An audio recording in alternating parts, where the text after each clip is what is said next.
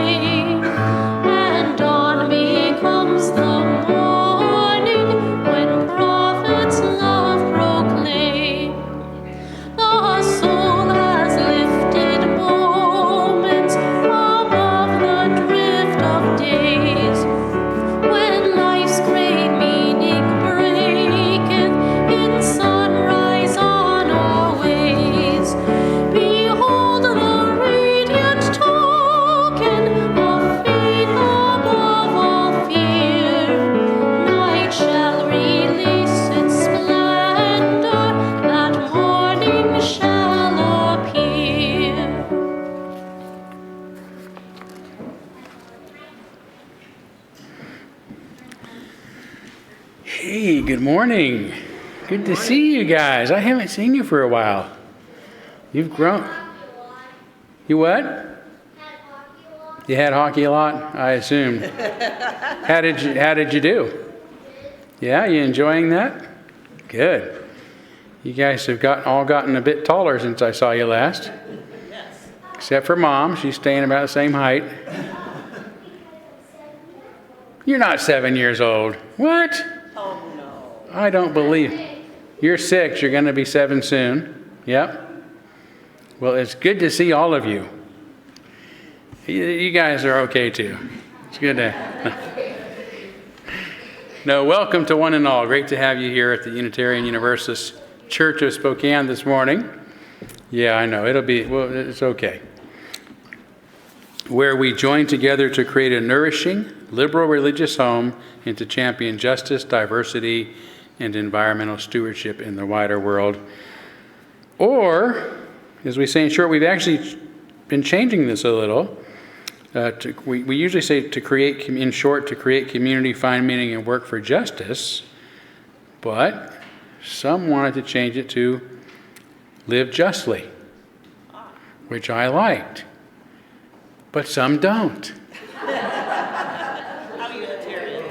So we have decided, say whichever you want, or both, or neither, because that's the Unitarian way. So it can be create community, find meaning, and work for justice as usual, or create community, find meaning, and live justly. All right? Or, as we say in short, to create community, find meaning, and live justly. Perfect. Just the way I like it. So, welcome. Thanks for coming on a holiday. I know a lot of folks are out traveling and visiting family and whatnot. But it's great to have all of you here this morning. Welcome to everyone in the room, as well as those who are live streaming with us this afternoon. It's great to have all of you, or almost this afternoon, with us as well. For some of you, it is, I guess. I want to begin by noting that our unity candle is lit at the front of our sanctuary. This is something we do on Sundays when we've lost one of our members recently. And this candle is lit for Carol Street, who actually died unexpectedly of a heart attack about 3 weeks ago, but it was after I was last in the pulpit, and I really wanted to be able to let you know about her death myself, and to say a few words, because a lot of folks I don't think knew Carol well. She didn't come to church very often.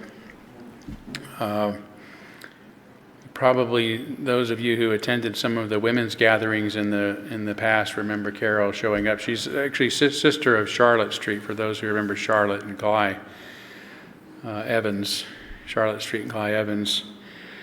But Carol was just a really fun, kind, loving person.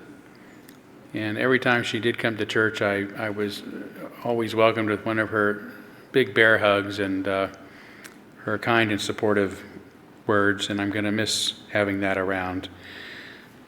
Carol was the one you may have read about in the paper a few weeks ago, who was found on a path. Her dog was near with her, and some people suspected the dog, but that wasn't the case.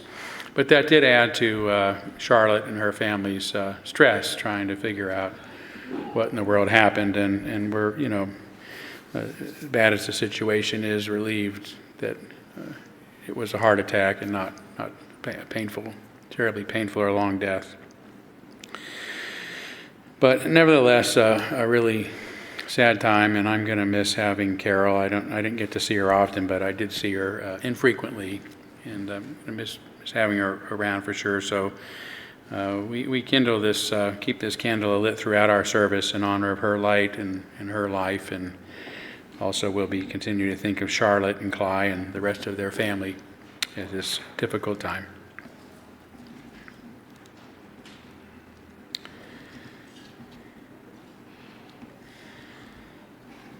So I'll switch from that sad note to wishing those of you who are here, as well as those of you who are streaming with us, a Happy New Year. This is officially New Year's Eve, the last day of the year, of course. And there have been some good things this year, and there have been some really terrible things this year, almost like every other year. And we're going to go into the coming year in the hope that there's going to be a lot more positive shifts in our world than negative ones. But whatever is in store for us, I wish you a Happy New Year, a meaningful New Year, and the courage and strength and goodness and moral conscience necessary to deal with any circumstances we find ourselves in.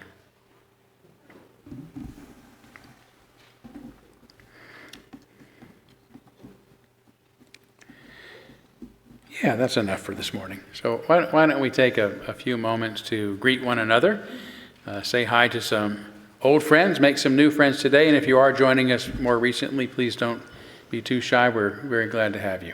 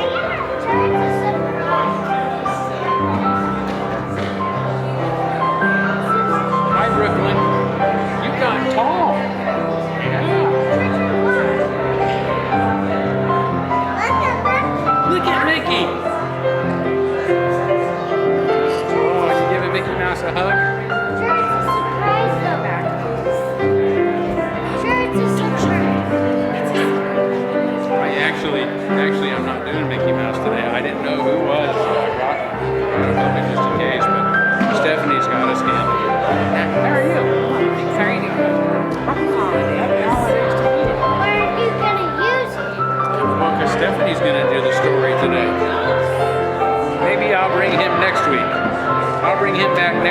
How's that? Yeah? Come here, let me see how you go.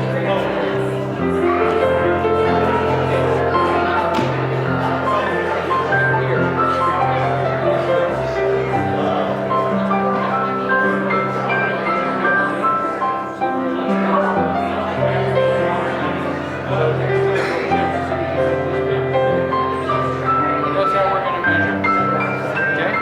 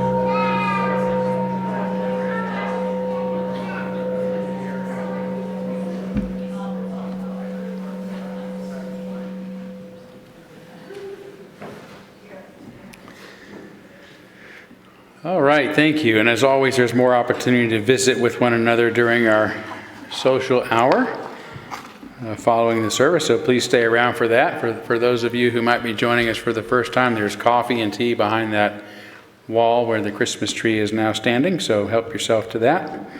But we're going to move forward now by lighting our chalice. The chalice is the symbol of our unity and our solidarity, of our openness and our inclusion, of our community and our individual uniqueness. May this small flame be our offering of warmth to those who are cold and alone, and a light to those in darkness. May it be a flame that ignites justice in our world, and a beacon of hope to those in need, and may it reflect at least a spark of truth wherever truth has been lost, and cast a healthy shadow of doubt wherever it's been found.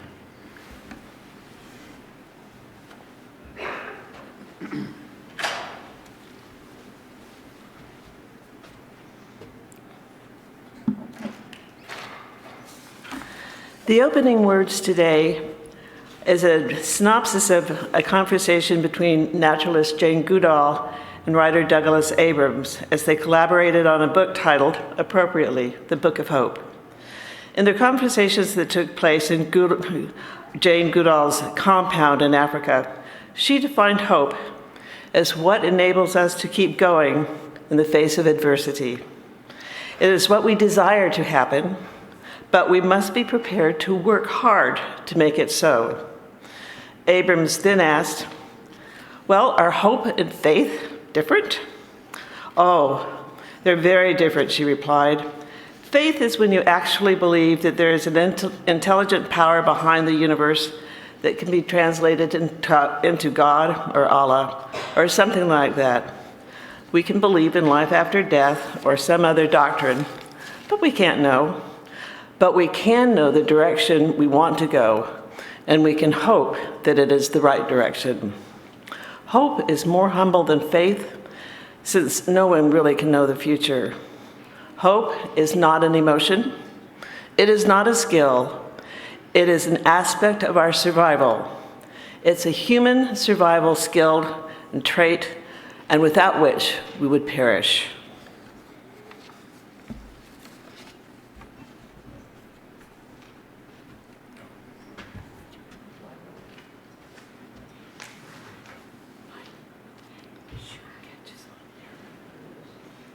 Please stand to join me for number 1031 in the teal hymnal, Filled with Loving Kindness.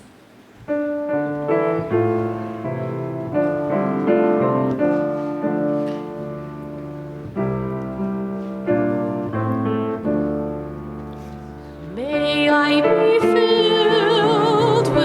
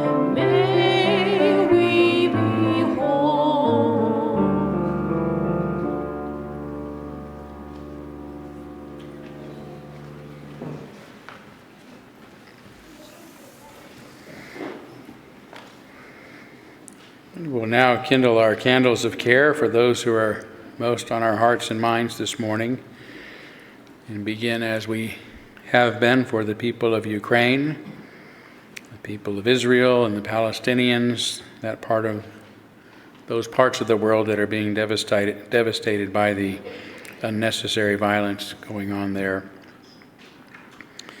And also a candle for church members Tanya and Kurt Workmaster, who again are both suffering some very serious health issues at this time. Let's take a moment of silence on behalf of those who might be on your hearts and minds this morning, and as always, you're welcome to name them aloud at this time if you'd like.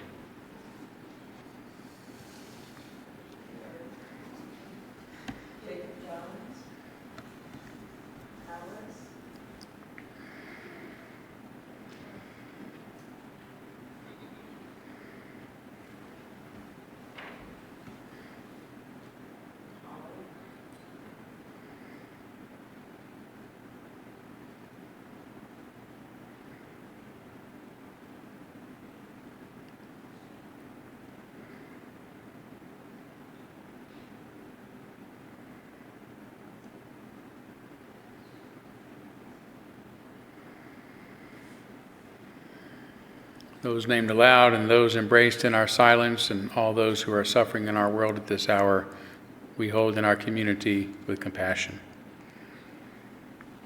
We now gratefully give and receive this morning's offering, which helps sustain this community and our mission to the larger world.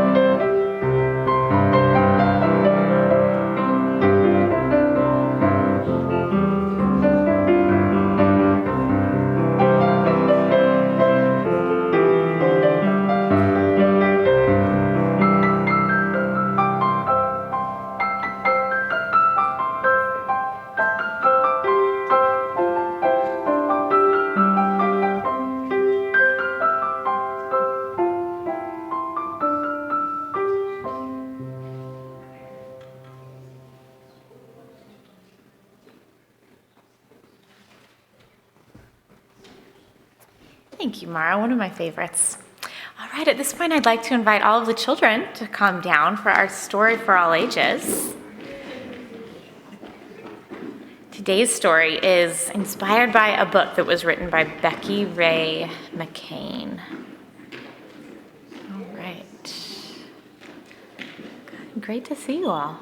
That chair looks comfy, Theo. Yeah? Good. Right. Well, on this New Year's Eve, I want to tell you a story about being new and how sometimes it's fun and sometimes it isn't. Once there was a second grader named Paul. In January, who moved to a new town, had a new teacher and a new class and a brand new desk. There was a boy sitting across from him with bright red hair, and his name was not Theo. It was Ryan. And Ryan told Paul a knock-knock joke, and he was really funny. So that first day was a good day. The second day, 3 other boys came up to Ryan, and he thought, oh, great, they want to make friends with me too. But that isn't what happened. They came up and started poking Paul, and even calling him names. He looked at his friend Ryan. Ryan didn't really want to hear what was going on, so what do you think he did? What would you do if you didn't want to hear something? You can show me. What would you do? That's right. He did this. Well, that second day wasn't such a good day. But the next day was even worse because the 3 boys came up to Paul at lunchtime and they stole his lunch. He didn't have anything to eat. The next day, Paul didn't come to school at all. The 3 boys were cheering that day because Paul wasn't there. And then, even though he didn't want to, Ryan heard them planning mean things that they were going to do when Paul came back to school. But this time, he didn't stick his fingers in his ears. What do you think he did? What do you think, Arthur? He was listening, exactly. And once he heard what was happening, he decided to take action. What do you think, Max? He didn't beat them up. No. He was a believer in nonviolence. Meredith. Well, Paul wasn't at school, but who could he have told if he heard something? Exactly. Sometimes we have to involve the grown-ups. So he went and he told the teacher. And when Paul came back to school the next day and there was recess, those 3 mean boys came around. But the teacher came around too. And Ryan said, "Come on, play with me, Paul." And that day was the best day of all, because that day, Paul and Ryan became best friends. And so my hope for all of you this year is that when you hear something that you'd rather not hear, that you don't stick your fingers in your ears. I hope that when you see or hear someone that needs your help, that this year you find a way to support someone who needs you. Happy New Year, and please join me in singing the children out to Children's Chapel. Go now in peace, go now in peace. May the spirit of love surround you everywhere, everywhere you may go.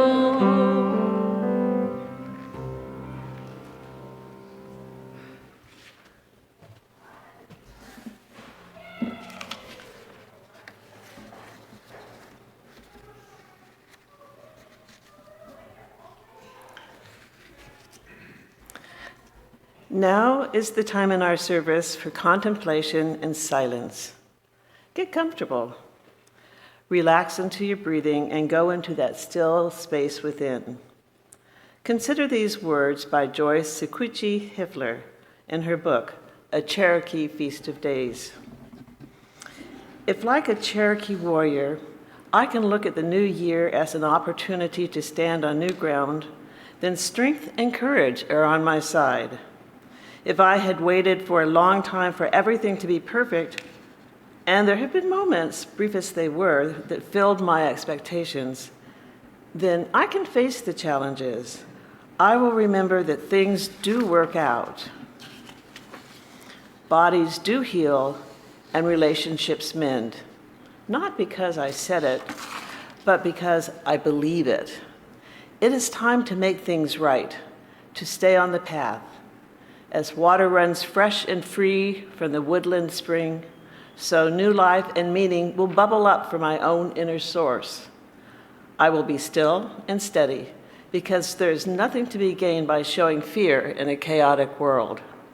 I can turn from ignorance and prejudice toward a light that never goes out. The death is actually a fear in doing what you fear to do. The death of fear is in doing what you fear to do. Sequicci Commandeer.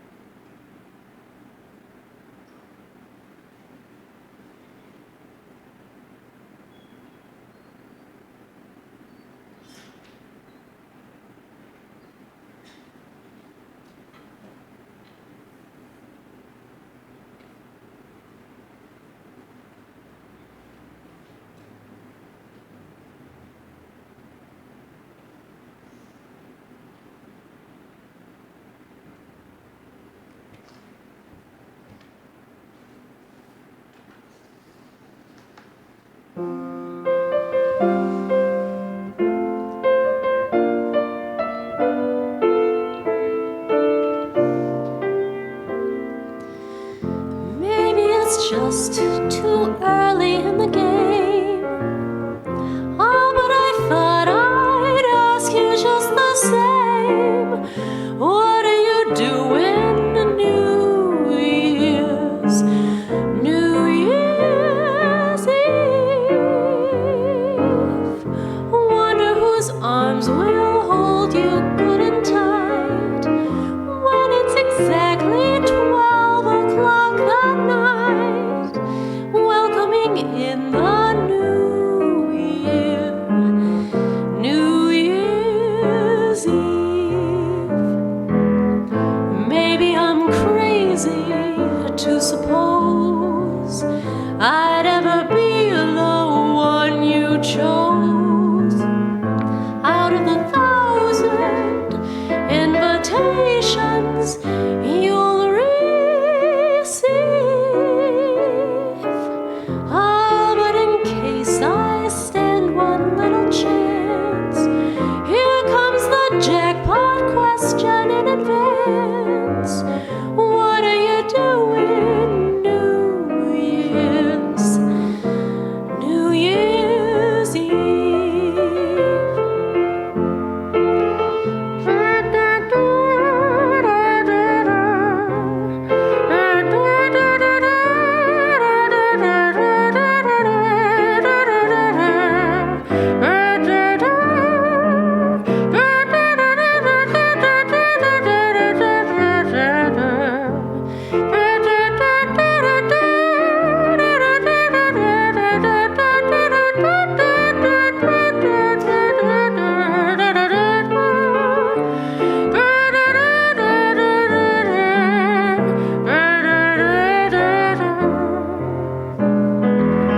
Maybe I'm crazy to suppose I'd ever be the one you chose.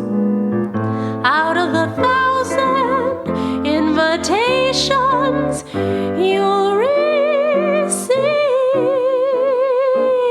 Oh, but in case I stand one little chance, here comes the jackpot question in advance.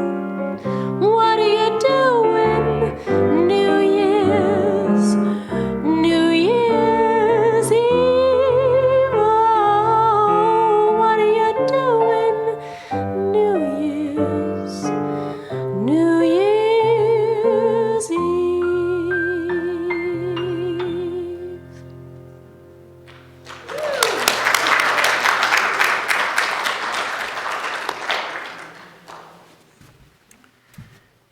Thanks again.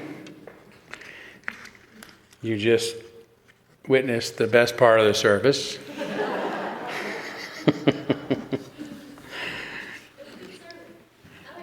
Thank you. I appreciate it. I do work hard on my sermons, but your talent is extraordinary. We're so fortunate to have you. And by the way, Maura, your piano solo today was fantastic. I didn't get up because it wasn't my turn to talk, but thank you for that. I wanted to. Yeah, we should give Maura. Absolutely. The music and singing is so exceptional, and we thank you both. So, and I don't mind being second fiddle, so to speak. So that's okay. I have a very different talent. Singing is not one of them. So I will spare you that torment. I'm not even going to ask who said that. It was Peggy. No.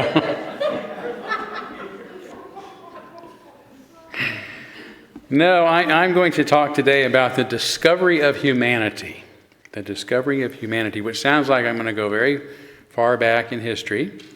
I'm not. It's not going to be that terribly long ago, believe it or not. But I want to begin by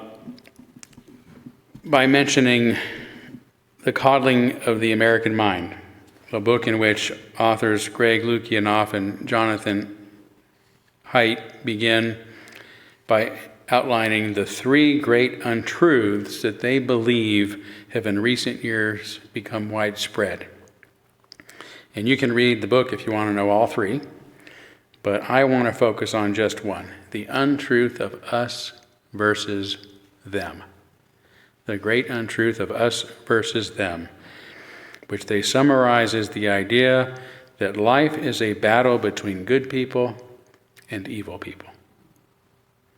That life is a battle between good people and evil people. Remarkably, no matter which side we're on, we all think that ours is the good side,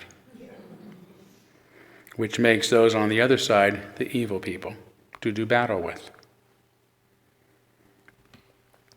In ancient times, this instinctive mistrust of others may have genuinely protected small clans and tribes from dangerous outsiders, but as the numbers in human societies grew and diversified, this tribal mistrust shifted to ideological differences. There existed good ideas and evil ideas. And we always think that ours are the good ideas, which makes those that aren't ours the evil ideas to do battle with.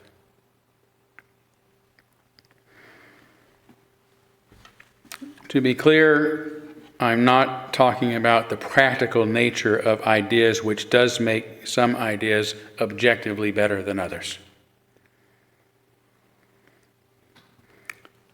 but about the feelings of moral righteousness that often accompany our beliefs and moral disdain towards the ideas of others.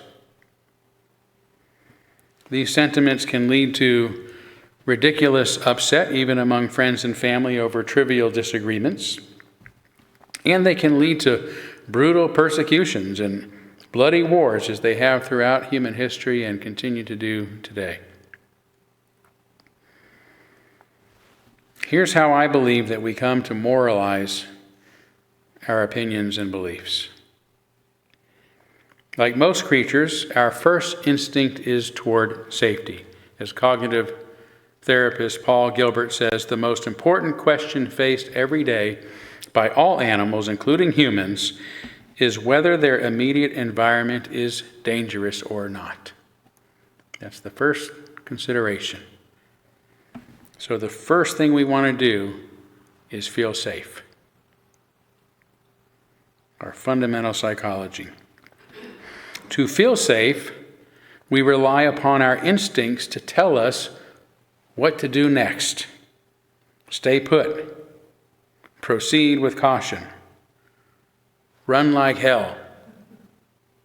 Or fight like the devil. And like all creatures, we are creatures of habit, so we tend to feel safer by repeating the behaviors that have kept us safe so far. Or at least the behaviors that haven't gotten us killed. And this is why certain behaviors come to define certain creatures. Dogs bark, spiders make webs, and owls hunt at night, and so on.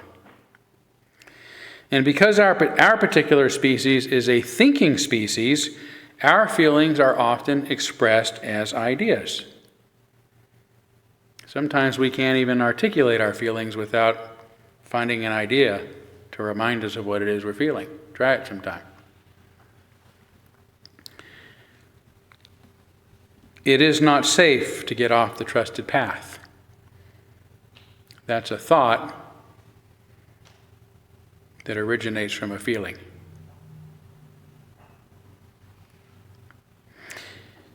So we might think this to ourselves and then say it to others.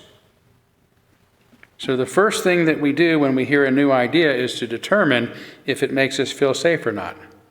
As habitual creatures, we are habitual thinkers, which means we instinctively prefer our traditional beliefs and are fearful of new ideas. We're afraid of what's outside the box,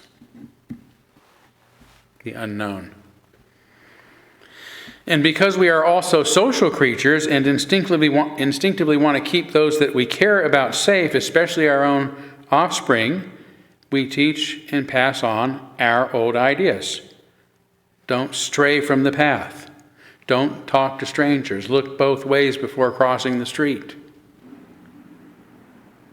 When we come to consider our subjective feelings translated into thoughts that are often expressed as rules to live by, to be objective truths.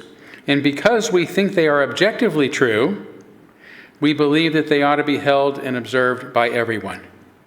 Those who don't observe them are considered evil because they have ideas that can put us in danger.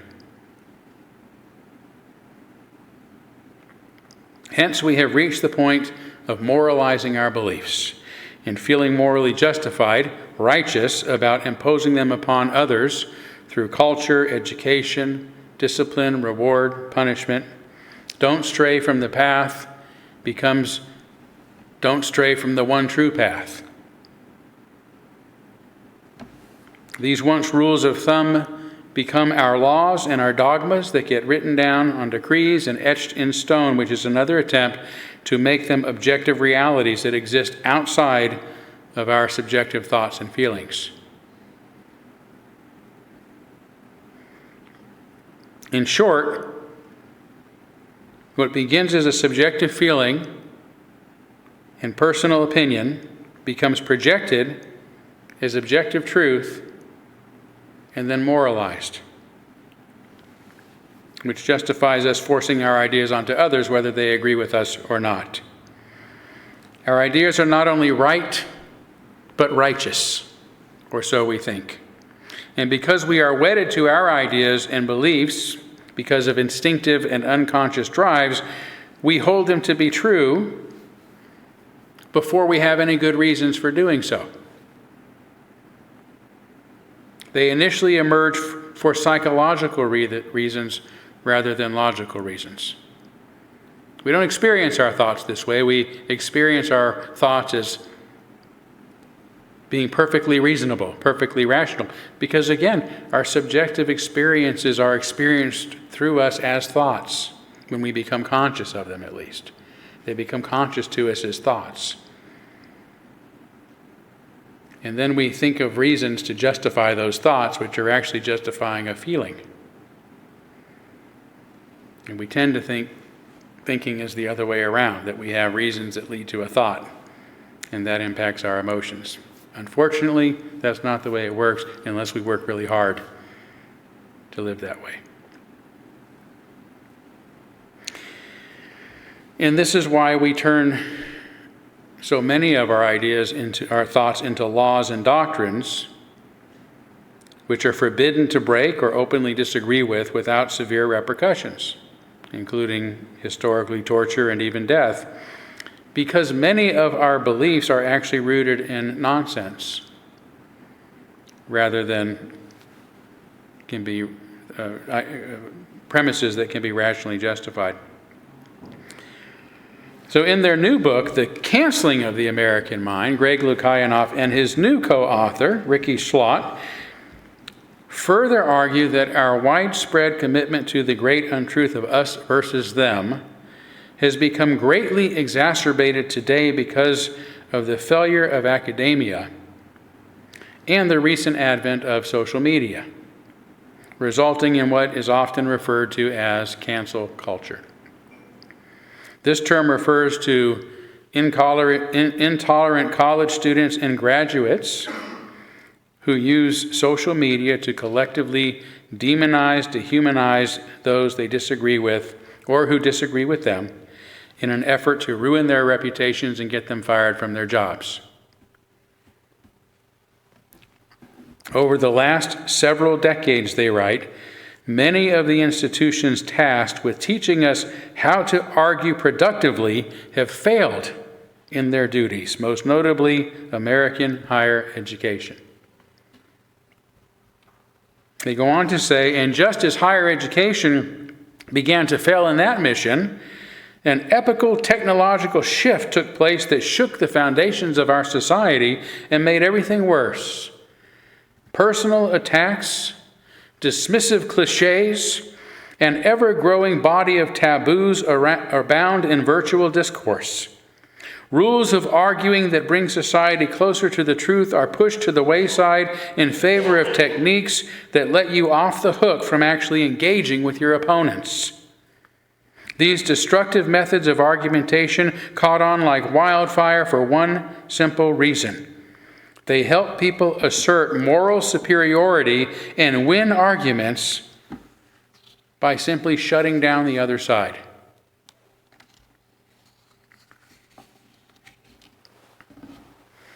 That's one way to do it if we want to live life deceiving ourselves along with everybody else. Makes us feel safe and comfortable when we deceive ourselves, when we delude ourselves. Although we're often deceiving ourselves about being safe. Better to face reality on its own terms. Lukianoff and Schlott also remind us that a similar period of social disruption happened nearly 6 centuries ago after the invention of another disruptive communication technology. What am I talking about? Of course, the press, of course, which they say led to cataclysmic changes in Europe, which were religious conflict and expansion of the witch trials and revolutionary civil strife. And some of this strife was caused by the authorities struggling to put that genie back in the bottle, but lots of ordinary people, just like us, also felt hostile towards those with new ideas, just as those who expressed them felt hostile towards those with old ideas or those with other different new ideas. Everybody hated each other, except those small ideological groups that identified together. But it wasn't all bad. Literacy rates actually nearly doubled in Western Europe between the 1450s, I shouldn't say nearly, they more than doubled in Western Europe between the 1450s and 1650s, and have been increasingly doing so globally ever since. Again, as Lukianoff and Schlott say, thanks to hindsight, we know the result of these growing pains would eventually be a flowering of science and art and reform. They are speaking, of course, about the Renaissance and the Enlightenment periods that soon followed the printing press and the widespread distribution of differing ideas that it created. One of the most important new ideas emerging from this tumultuous era was the discovery of humanity. Now, that might seem like a very perplexing statement. How could human beings not have already known about the existence of humanity? Surely they recognized that other people were also people. But they didn't understand that all people share a common humanity, that there is something about each of us that is the same and makes us all related. That was a new thought. They held to the truth, the untruth, I should say, of us versus them.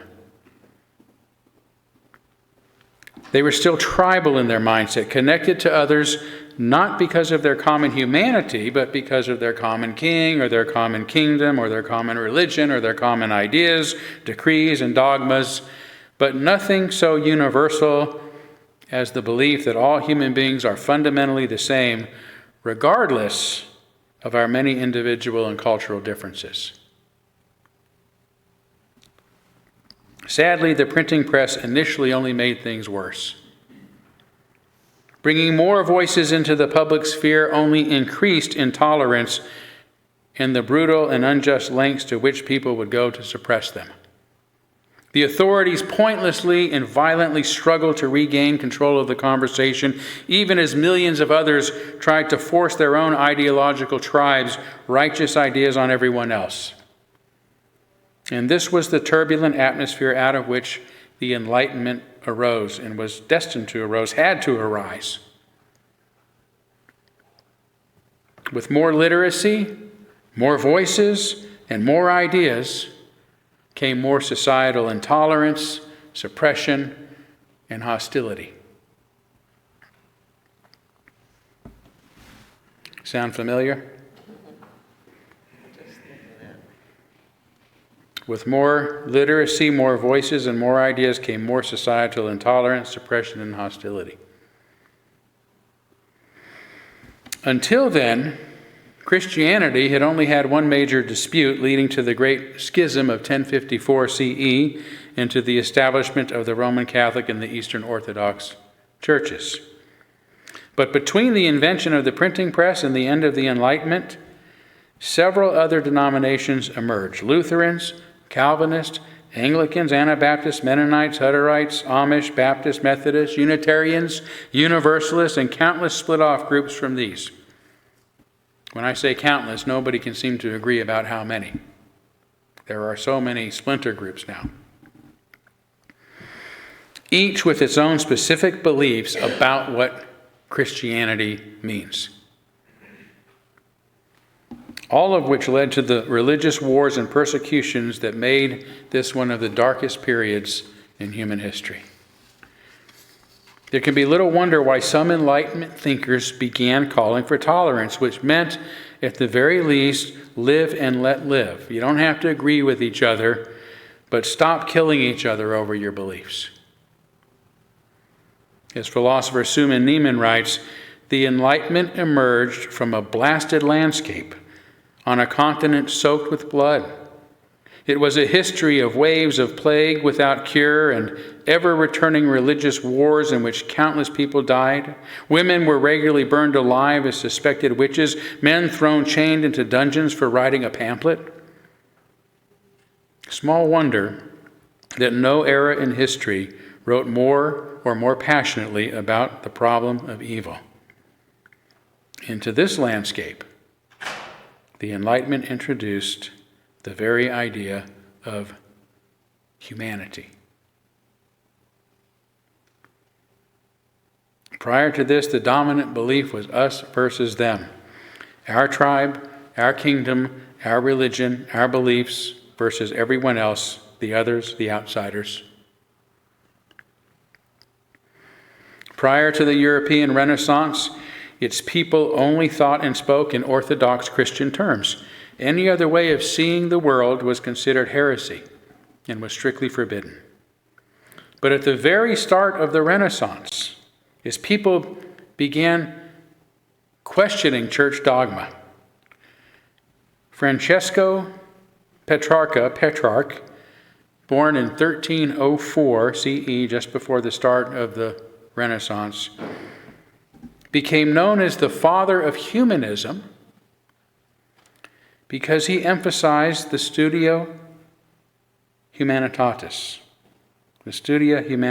studying the works of all humanity.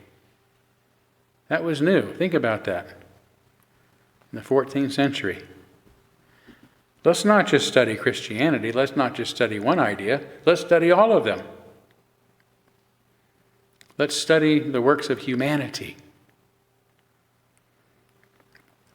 As Neiman says, Enlightenment thinkers insisted that everyone, whether Christian or Confucian, Parisian or Persian, is endowed with innate dignity and demands respect.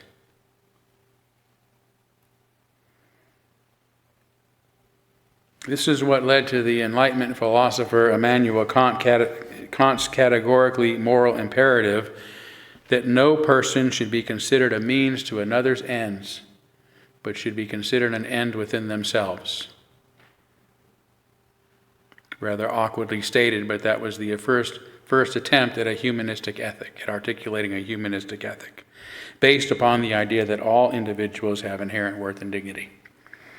And it eventually resulted, Kant's further argument that a ruler's authority, in his words, rest on his unification of the people's collective will in his own. That's also awkwardly stated, but this idea of the ruler dependent upon the collective will of his people is what led to democracy, invented by the Enlightenment thinkers. To democracy, to human rights, and to individual worth and dignity, right? That a citizen is as important and equal as a king or a monarch or a ruler. In modern times, it was this belief, as expressed in the U.S. Constitution, that all men, by which I mean all people, by which the Constitution means all people, are created equal and are born merely by the fact of being human, being part of humanity, with inalienable rights. And that inspired the United Nations Universal Declaration of Human Rights after World War II, and fueled the civil rights movement in the U.S., and gave hope and courage to great reformers like Dr. Martin Luther King Jr., and it is why we have continued to widen our circle of inclusion in those who have been on the margins, most recently to gays and lesbians. And it is why we know we must continue to broaden our awareness of our brotherhood and our sisterhood to every person on this planet. This sense of our common humanity. Still, even knowing all this and believing it and aspiring to make it a reality in my own life, I was struck by Neiman's particular turn of phrase, that the Enlightenment introduced the very idea of humanity. The Enlightenment introduced the very idea of humanity. In fact, it was the catalyst for this sermon. I mean, modern humans have been here on earth for 200,000 years or more. The Enlightenment began just 350 years ago. Yet it was only then, such a short time ago, that we first began to understand that all people are part of one humanity, that we are all related, that we are all brothers and sisters caught in an inescapable network of mutuality, as Dr. King put it, tied in a single garment of destiny.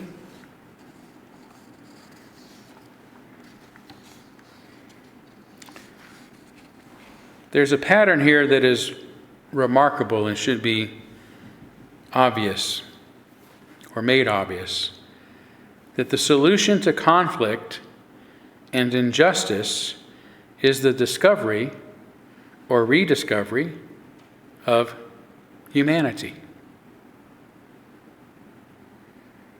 The violence and brutality in the Dark Ages only resulted in unspeakable suffering and misery. That is the cure for fixing the dissenting voices, the cacophony of ideas prompted by the communication technology called the printing press. The cure resulted in suffering and misery. Let's force everyone to think the same thing, resulted in suffering and history. That's what in suffering and misery, that's what we get.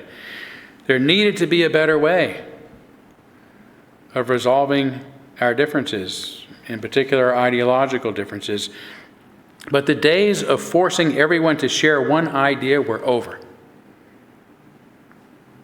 Thanks to the social media of the day, instead of one mind and one voice, people needed to recognize their shared humanity, and because everyone is fundamentally alike, everyone deserves to be treated as equals, which at a bare minimum, I should say, meant tolerating their many differences. That's how we were going to stop the violence. That's how we were going to stop the injustice. Not by forbidding differences, but tolerating them. It's a bare minimum. The same thing occurred again in the U.S. following a series of brutal wars. The Civil War, World War I, World War II.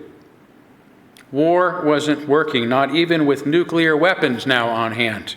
Instead of more war, some hoped to end all wars by establishing the United Nations, right? Bringing the human family closer together.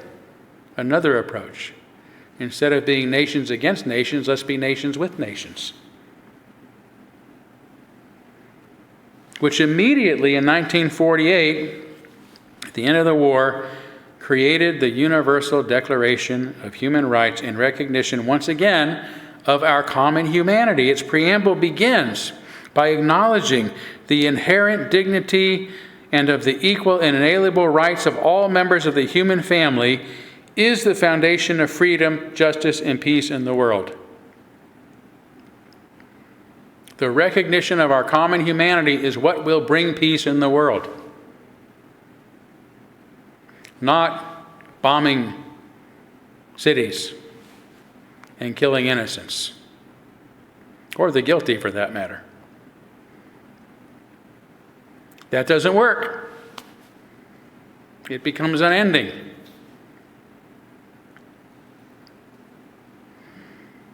And Dr. King also used this common humanity ethic in his appeal for civil rights and ending some of the continuing worst impacts of racism in the U.S. He wrote the words I cited earlier while locked up in the Birmingham jail. Here's a bit more of context. I am cognizant of the interrelatedness of all communities and states. I cannot sit idly by in Atlanta and not be concerned about what's happening in Birmingham. Injustice anywhere is a threat to justice everywhere. We are caught in an inescapable network of mutuality tied in a single garment of destiny. Whatever affects one directly affects all indirectly. Never again can we afford to live with the narrow, provincial, outside agitator idea. Anyone who lives inside of the United States can never be considered an outsider anywhere in this country.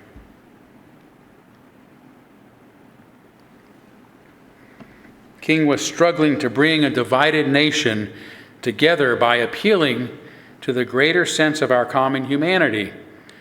But as he also understood, humanity often has trouble fulfilling its highest aspirations and calling upon this nation to make justice a reality for all God's children, as he said.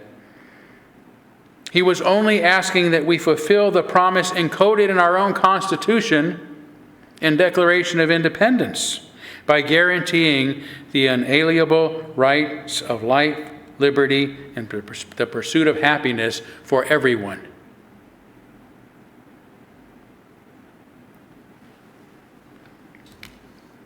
For everyone, by virtue of everyone being born human beings. Today, I need turn only to the news of the wars in the Middle East and Eastern Europe to point out that we still have not learned this great lesson. That we are all part of one human family and therefore deserve to be treated with respect and dignity, and to live peacefully together no matter our differences. I refer to ours as an age of endarkenment for this very reason, because intolerance has become so widespread. As with the printing press in the Middle Ages, social media has vastly democratized communication. So much so that we are all trapped now in a chaotic cacophony of conversations, all happening at once.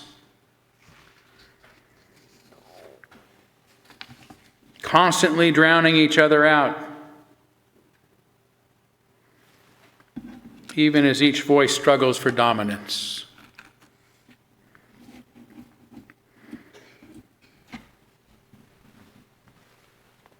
I see this phenomenon happen a lot in our congregation when we have social hour and lots of people are talking at once, different conversations. You can't understand anything. Right? You don't know what's being said with all those voices talking. And so what do you do to make sense of that chaos? You go find one conversation you can concentrate on. Everything else disappears. But that's not the reality. Ours is not the only conversation going on. But this is how we're trying to resolve this feeling today that we can't make sense of the world. By returning to a tribal instinct, in this case ideological tribes, that are at war at battle with the evil outsiders.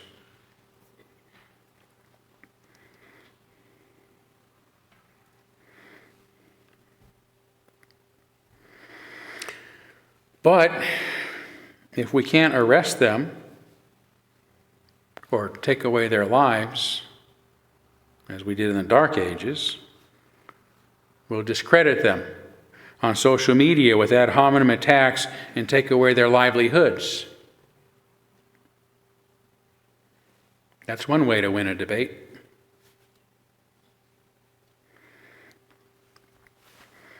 But I wonder if, and I hope that, all of this intolerance, injustice, and violence is a precursor of what must inevitably follow.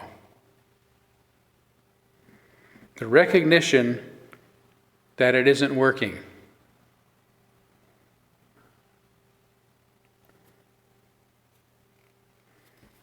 That all voices and ideas will continue, no matter what. And that the way to establish peace isn't through groupthink and force, but through the tolerance that comes after we acknowledge the great truth of our common humanity.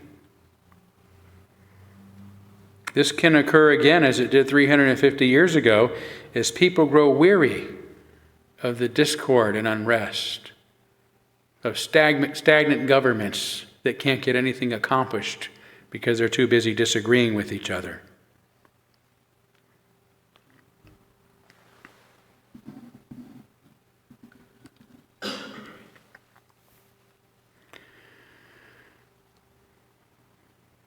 And we'll do this also by using social media,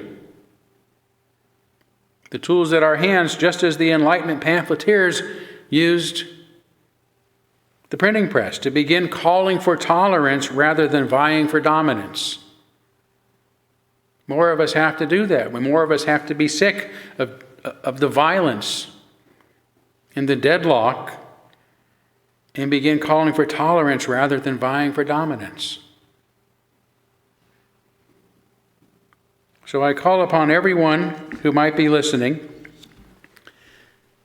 whether you cling to liberal or conservative ideas that make you feel safe, whether you vote for Republicans or Democrats who make you feel safe, whether you produce a podcast in your basement or write articles on Substack, whether you write letters to your local editor or are a columnist for a major paper,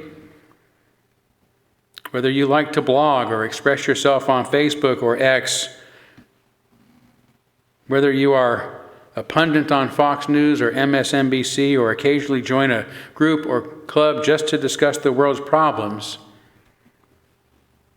please use your voice, your power, your passion to help reintroduce all of us to humanity.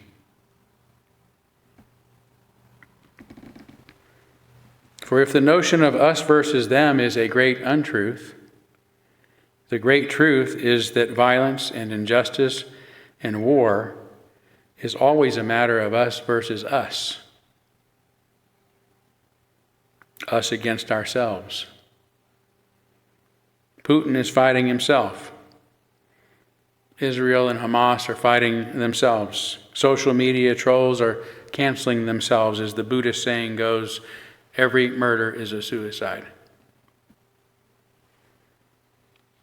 If, like me, you are weary of this miserable and futile approach, let's work together to create a world of us for us instead. As we step now into the promise of a new year, let's remember our common humanity, the only means of establishing peace on earth and goodwill toward all. Thank you. Thank you.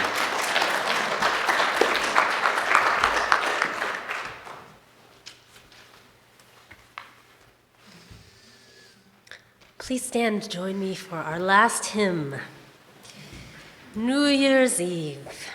Auld Lang Syne is what we're going to sing together.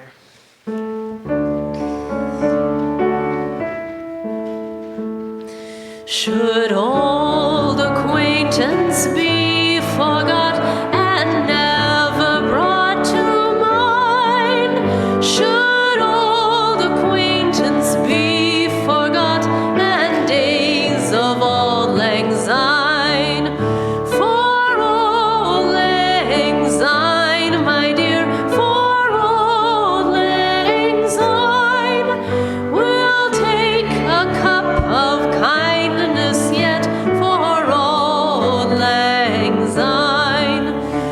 We too have run about the slopes and picked the daisies fine. We've wandered many a weary foot since days of auld lang syne. For auld lang syne, my dear, for auld lang syne, we'll take a cup of kindness yet for auld lang syne. We too have paddled in the stream from morning sun till dine, but seas between us broad have roared since days of auld lang syne. For auld lang syne, my dear, for auld lang syne, we'll take a cup of kindness yet for auld lang syne. For auld lang syne, my dear, for auld lang syne, we'll take a cup of kindness yet for auld lang syne.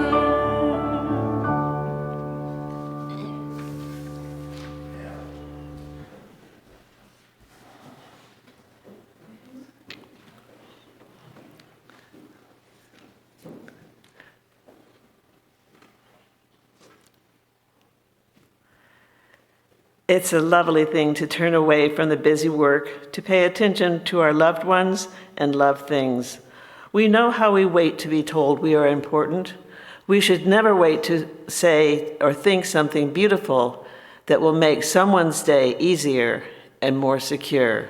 Joy Sequici Hifler.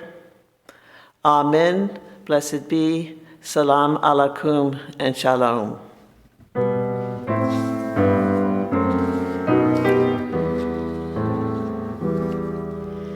Shalom Havarim, Shalom Havarim, Shalom, Shalom, Shalom Havarim, Shalom.